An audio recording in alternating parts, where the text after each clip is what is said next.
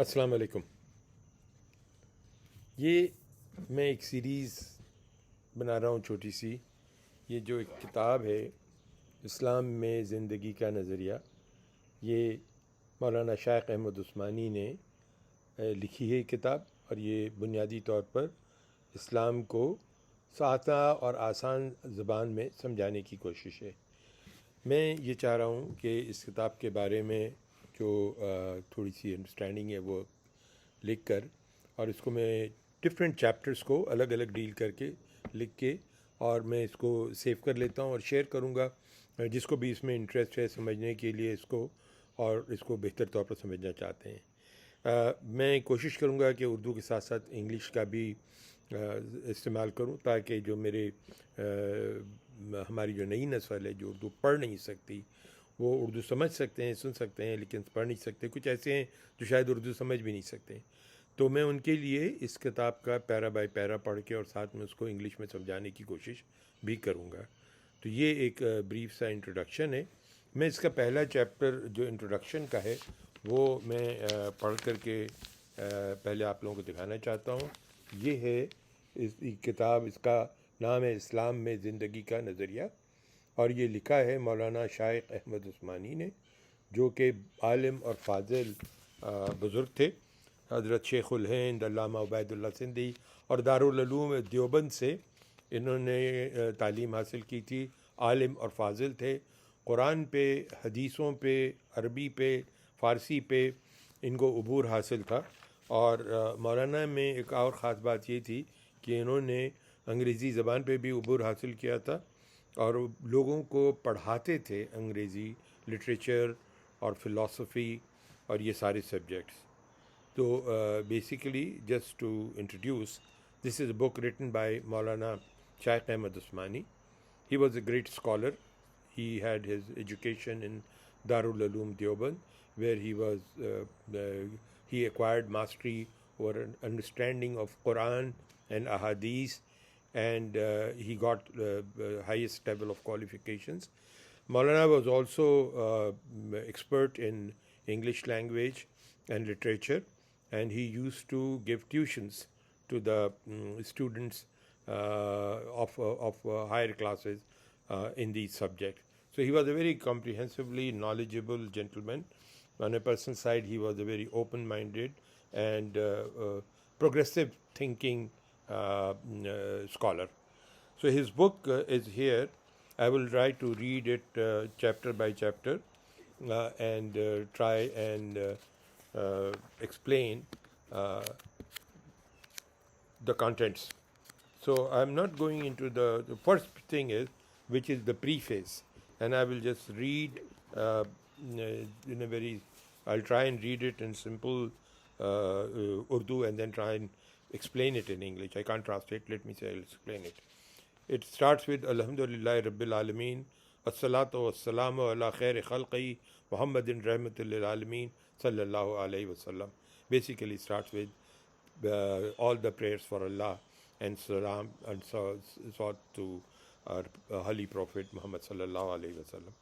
Now I'll read one chapter. I'll try and read one chapter and see how I can explain it. First chapter says, इस्लाम ने दुनिया को जो निज़ाम हयात दिया है वो दुनिया के तमाम गुजरे हुए और मौजूदा निज़ामों से बहुत ज़्यादा आगे है, बहुत ज़्यादा माकूल है और बहुत ज़्यादा तरक्की याफ्ता है। सही ज़िंदगी बसर करने के लिए हमारे मुसलमानों के सामने एक ही रास्ता है, यानी कि इस्लामी ज़िंदगी और इस्लामी निज़ाम को हम पूरी तरह इख्तियार कर लें, समझ लें और इख्तियार कर लें। पाकिस्तान इस मकसद के लिए बनाया गया था, और होना तो ये चाहिए था कि पाकिस्तान क़ायम होने के बाद निज़ाम तालीम इस तरह मुरतब होना चाहिए कि यूनिवर्सिटी की आखिरी हद तक पहुँचते पहुँचते स्टूडेंट्स निज़ाम हयात से पूरी तरह वाकिफ़ हो जाते। मगर ऐसा नहीं हुआ। हमारा जो education system did not address the fundamental issue of what is Islam and why Pakistan has been created as an Islamic country.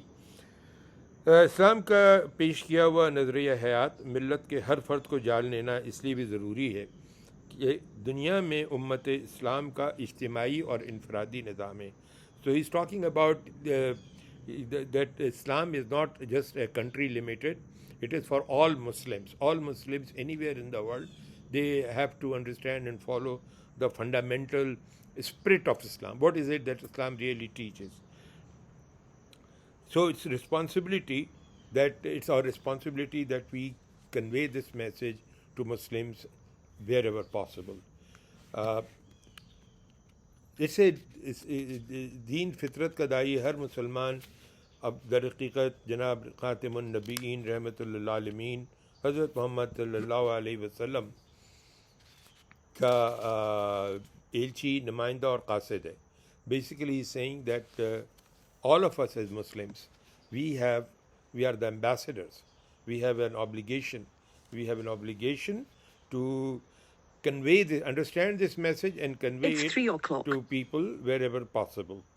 The only way it is possible is that we read and understand Quran and the revolution that has been brought by Holy Prophet Muhammad sallallahu alaihi wasallam 1400 years ago. It was a revolution. For those who would like to read a little bit more about how the world was before Islam and how the Arab world was before Islam and what kind of social challenges and economic challenges there were, what kind of the segments and tribes it was divided into. There was a lot of other malpractices, especially women had no place, and in certain cases they were buried alive if their daughter was born. So all those things, unfortunately, it was the worst possible society that we can think and conceptualize today. But what Islam did was, Islam totally revolutionized it. So what he's saying is that the Holy Prophet, in his 63 years of life that he was granted in this world, he created a revolution, and that was a real revolution because 1500 years on, it is still one of the most powerful forces in the world. It's unfortunate that some of the segments have been misled into a different perception of Islam, but the reality is this, and that's the purpose of this. We try and understand the reality.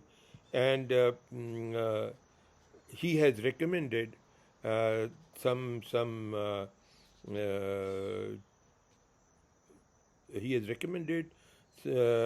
initiatives to be taken by our government and Ministry of Education, which says that I'm not getting more into it. He says that Qaid-e-Azam's speeches should be compiled in form of a subject in the course, and the concept of Pakistan and written by Allama Iqbal and Bange Dara should also be part of education. And this is selections from Zarb-e Kalim and Bal Jibril. The two books from Allama Iqbal has to be added. And there are some Persian books of Allama Iqbal, which is Asrar-e Khudi and Ramuz-e Bekhudi. He's saying that it should be published, that every Persian stanza there should be an Urdu or local language stanza, just to explain the concept of what is the whole thing about. And it's unfortunate that so far our education system today is concerned, we are missing all these fundamental things. So he has suggested, and there are some basic concepts that he is discussing in this. What is religion? What is Muslims' life? What are the places of creations from Allah, and how do they segmentize them? What is the place of Islam in amongst the other religions? What is our roles and obligations and responsibility? What are the responsibilities? What is the purpose of sending Muslims in the world? What should be the mission and the vision of Muslim Ummah, all the Muslims in the world? And what happened? Why have Muslims lost their glory days? And what is our invitation today to the world? Islam's invitation today to the world, and what is our message to the non-Muslims? And what is the biggest Islamic slogan that we should be carrying? So this book has been written in a very, very simple language in Urdu, and while there is an effort being made to translate it into English, for now, this is the book that we will be dealing in coming episodes. I will try and record it in smaller segments, And I will now, I think, be keeping it mostly in English because everybody can understand it. So this book was concluded in 1975, just before the death of Molana Shaiq. He has acknowledged the people who have supported him in the last days.